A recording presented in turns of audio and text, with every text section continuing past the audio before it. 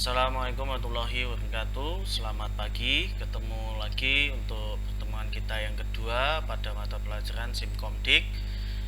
Nanti yang akan kita bahas di sini yaitu menerapkan metode Petaminda bersama saya, Anas Aribowo.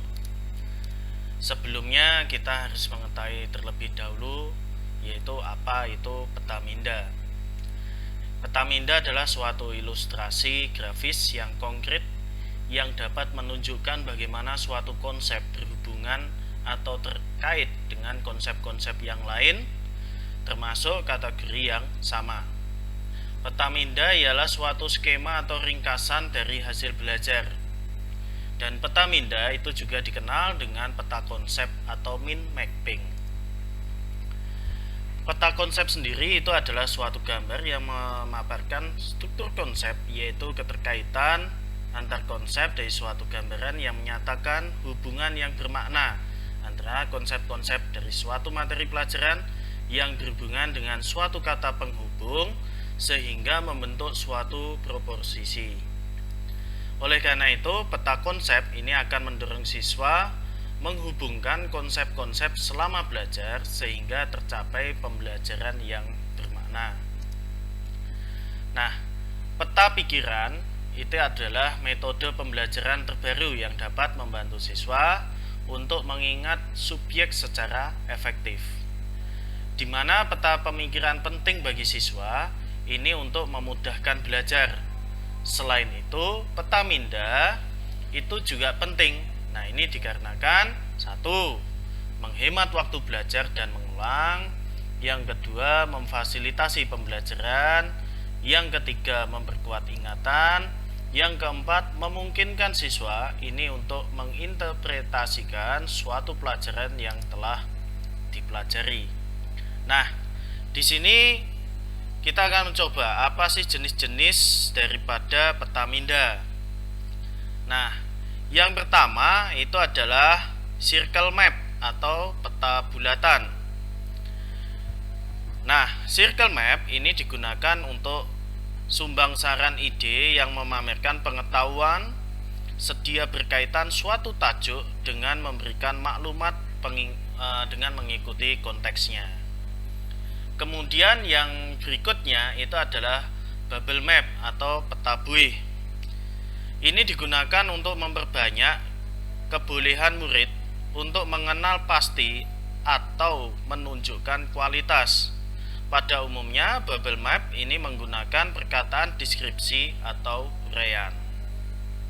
Kemudian jenis yang berikutnya yaitu double bubble map atau peta buih ganda. Ini digunakan untuk membandingkan sesuatu. Kemudian yang berikutnya ini adalah tree map atau peta pokok. Ini digunakan untuk mengklasifikasi bahan atau ide. Yang berikutnya adalah bridge map atau peta dakap. Ini digunakan untuk menganalisis objek fisikal, di mana garis sebelah kiri ini adalah nama atau gambar keseluruhan objek, di mana garis pada bagian kedua ini adalah bagian utama. Kemudian yang berikutnya adalah flow map atau peta air. Ini digunakan untuk membuat suatu urutan daripada proses. Kemudian untuk jenis petaminda yang berikutnya yaitu multi flow map atau peta berbagi alir. Ini digunakan untuk menunjukkan dan menganalisis hubungan sebab akibat, di mana bagian sebelah kirinya adalah sebab akibat peristiwa, di mana manakala sebagian sebelah kanannya pula ini akan daripada peristiwa tersebut. Kemudian yang berikutnya ini adalah bridge map atau peta titik. Ini digunakan untuk memberi peluang kepada pelajar untuk mengaplikasikan suatu analogi dengan menggunakan faktor penghubungnya. Kemudian yang berikutnya, manfaat daripada petaminda ini ada dua, yaitu untuk guru ini memberikan manfaat. Yang pertama, ini membantu untuk memahami macam-macam konsep yang terdapat dalam topik yang akan diajarkan dan memperoleh wawasan baru. Kemudian yang kedua, membantu untuk melihat keterkaitan logis antar konsep-konsep khusus. Yang ketiga, membantu dalam menghindari miskonsepsi oleh siswa. Kemudian yang keempat, membantu untuk mengorganisasi urutan kegiatan belajar mengajar di kelas. Kemudian mengidentifikasi konsep-konsep ini sebelum membuat peta konsep, di mana guru dapat menemukan topik-topik sains secara jelas sehingga dapat membantu untuk menentukan topik-topik yang perlu dipelajari.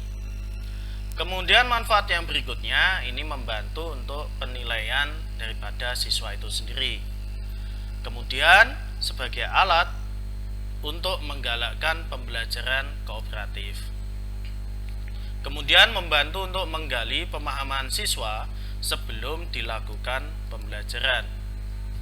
Kemudian manfaat peta minda ini bagi siswa yaitu yang pertama, secara tidak langsung ini mengajak siswa untuk belajar kooperatif. Kemudian yang kedua, membantu siswa ini untuk menghindari miskonsepsi. Kemudian yang ketiga, membantu mempelajari cara belajar menyusun daripada peta konsep. Kemudian membantu untuk mempelajari sains secara bermakna, membantu untuk memperoleh wawasan baru. Kemudian juga membantu dalam mempelajari konsep-konsep pokok dan proposisi, serta membantu dalam menghubungkan atau mengaitkan pengetahuan yang telah dimilikinya dengan yang sedang dipelajarinya. Itu adalah manfaat daripada peta minda.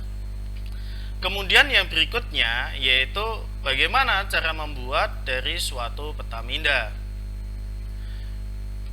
Mind mapping ini juga mempunyai cara tersendiri, yaitu bagaimana kita membuatnya. Yaitu yang pertama, tentukan terlebih dahulu bahan bacaan. Jadi kita tentukan. Kemudian yang berikutnya, tentukan konsep-konsep yang relevan yang nantinya akan kita angkat. Kemudian yang ketiga, kita urutkan konsep-konsep tersebut mulai dari yang paling inklusif sampai yang paling tidak inklusif. Kemudian susunlah konsep-konsep tersebut di atas kertas, mulai dari konsep yang paling inklusif ke puncak yang paling tidak inklusif. Kemudian kita hubungkan konsep yang berkaitan dengan garis-garis penghubung dan memberi kata penghubung untuk pada setiap garis penghubung tersebut.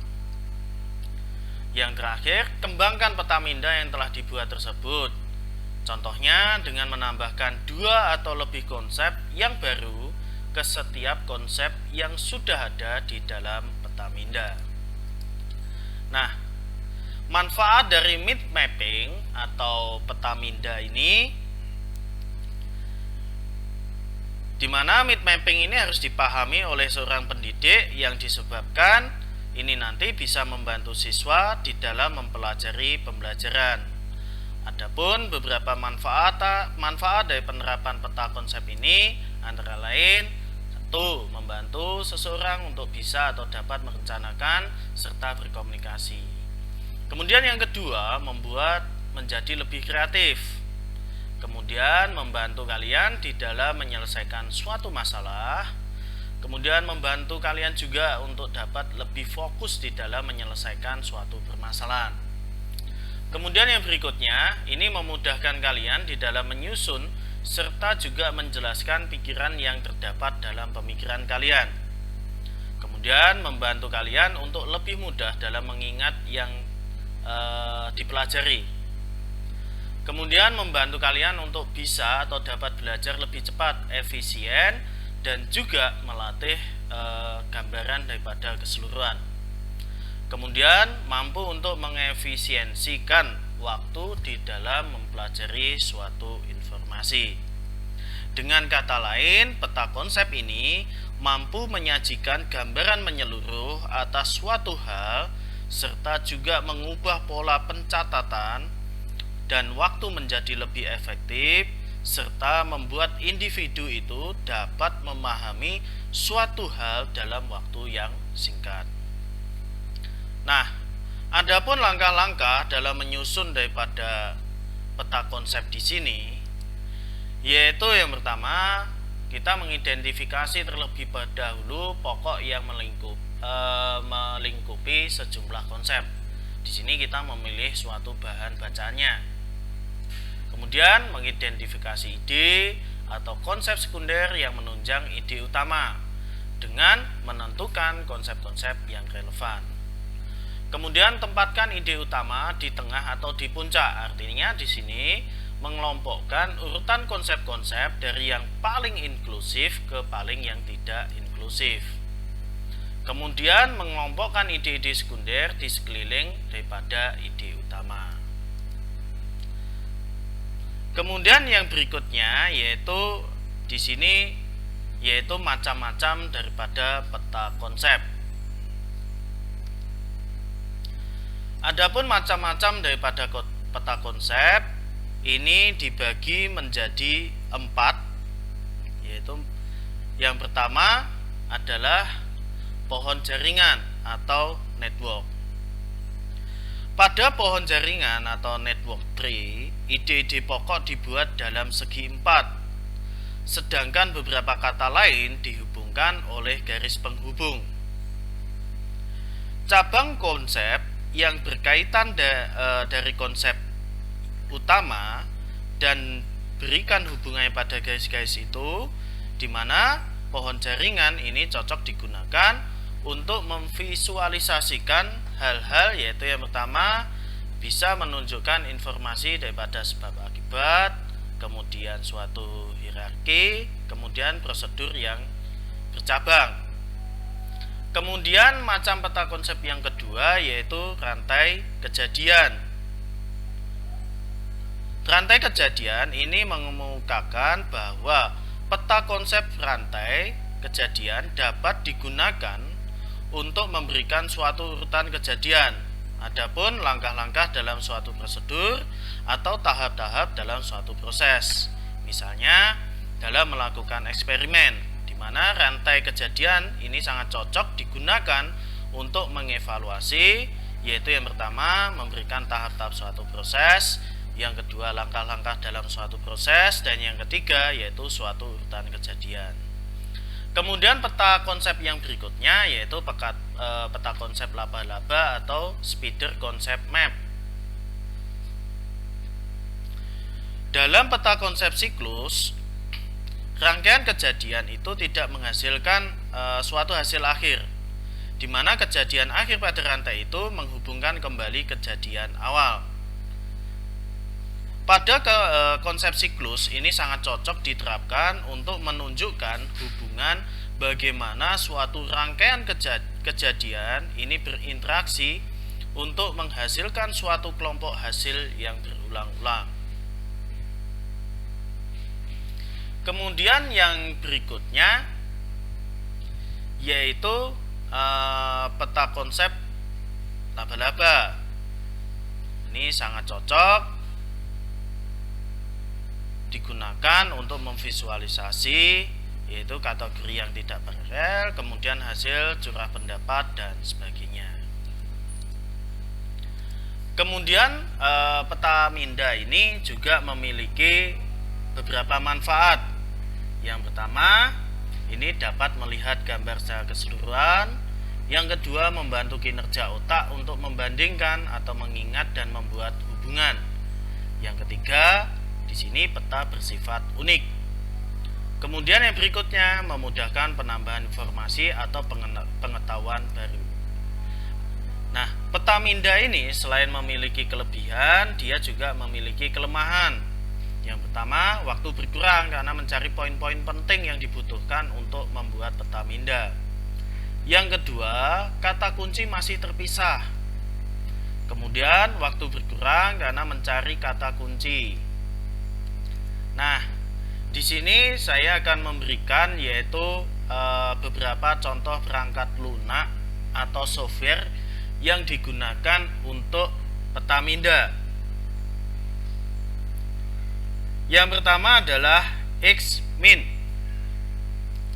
di mana Xmin ini merupakan min mapping software yang memiliki fitur lengkap. Software ini sangat mudah untuk digunakan. Walaupun Xmin merupakan versi gratis dari Xmin Pro, namun fiturnya terlebih paling lengkap dan software min mappingnya itu adalah sifatnya gratis. Dengan Xmin kita bisa membuat min map, kemudian fishbone diagram serta spreadsheet. Pada aplikasi ini dilengkapi dengan fitur marker, kemudian inline note serta hyperlink. Nah, itu software atau aplikasi Xmin.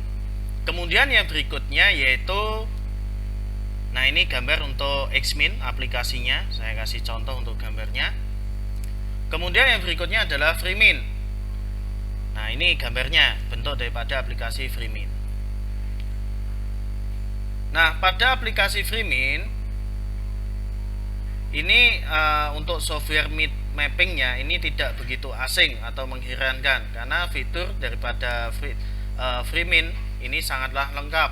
Namun demikian, karena tampilan software ini masih gratis, maka dia bentuknya masih sederhana.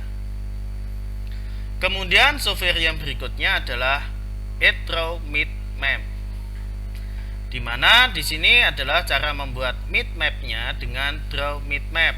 Ini sangat tergolong mudah sekali, karena merupakan software pembuat map instan yang dilengkapi dengan fitur Smart Drawing. Ini banyak sekali fitur-fitur yang disiapkan atau dilengkapi pada aplikasi ini. Kemudian aplikasi yang berikutnya yaitu MindMaster. Dengan menggunakan aplikasi ini, kita harus mendaftarkan diri meskipun secara gratis, sehingga nantinya kita bisa menikmati fitur import, kemudian share serta layanan MindMaster yang lainnya. Ini banyak sekali di sini. Nah, ini contoh gambar daripada MindMaster. Mungkin itu yang bisa saya sampaikan untuk materi yang lengkap. Jadi mengenai Petaminda serta tugasnya nanti silahkan Anda lihat juga jadi satu di situ di dalam materi tersebut. Di bagian belakang nanti ada tugas, silahkan Anda kerjakan. Kemudian jawabannya silahkan Anda tulis di buku kalian, yang nanti pada pertemuan berikutnya nanti kita bahas bersama-sama. Nah, untuk mendapatkan materi yang lengkap ini kalian bisa unduh atau lihat di https://simkomdik1.blogspot.com/2020/08/materi kedua petaminda.html. Silahkan Anda kunjungi, silahkan Anda download, kemudian silahkan Anda pelajari, dan yang terakhir silahkan Anda kerjakan tugasnya. Silahkan dikerjakan di buku tulis. Nanti pada pertemuan berikutnya akan kita bahas bersama-sama. Semoga di hari ini dan yang selanjutnya kita masih diberikan kesehatan, kita dalam keadaan sehat walafiat. Kurang lebihnya minta maaf. Assalamualaikum warahmatullahi wabarakatuh. Selamat pagi.